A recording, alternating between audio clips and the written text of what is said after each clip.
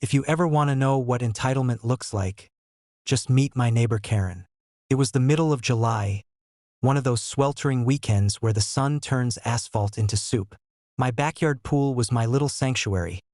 Clean, quiet, and private. I'd worked hard to install it, and it wasn't some community amenity. It was on my property, behind my fence, paid for with my money. That didn't stop Karen.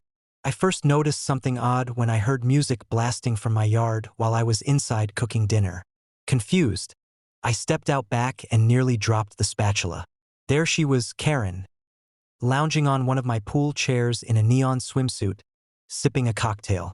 Around her were half a dozen strangers, splashing in my pool, tossing beer cans into the grass, and blasting bad pop music. "What the hell are you doing in my yard?" I shouted. Karen gave me this smug little smile, the kind that made you want to scream. "Relax. The community deserves to enjoy this pool. I'm hosting a party for my friends." I blinked. "This isn't the community's pool. It's mine."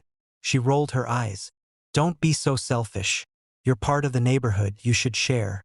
Besides, you weren't even using it."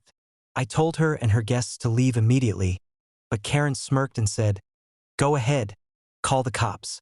I'll just tell them you invited us." So that's exactly what I did. Within 10 minutes, 2 police officers showed up. Karen rushed to the gate, flipping her hair and batting her eyes. "Thank God you're here," she whined. "This man is harassing me on community property." The officers raised their eyebrows. "Ma'am, this isn't community property. This is his private residence." Karen scoffed. No, you don't understand. The HOA..." "Ma'am," the officer interrupted. "We already checked the deed.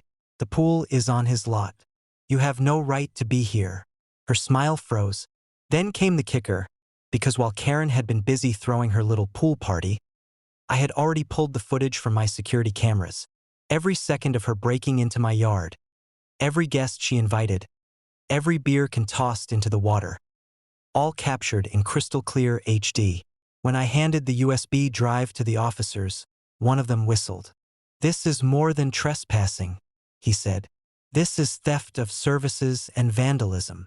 Karen's face went pale. She tried to bluster her way out of it, yelling, "This is ridiculous. He's framing me. I'm calling the HOA president." The officers exchanged looks. "Go ahead. We'll call the judge." And just like that, Karen was handed a trespassing citation on the spot. She was also ordered to pay for the cleanup of my pool, which cost nearly $2,000 because of all the alcohol and trash. Her friends scattered like cockroaches, leaving her alone to deal with the fallout. But the humiliation didn't stop there. Word spread fast around the neighborhood.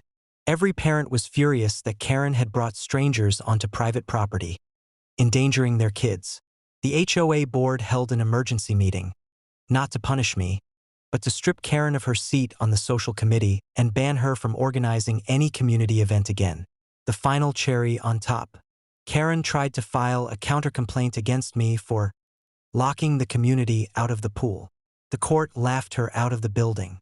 Now, every time I float in my pool, I look over at her house and see her peeking through the blinds, seething with jealousy.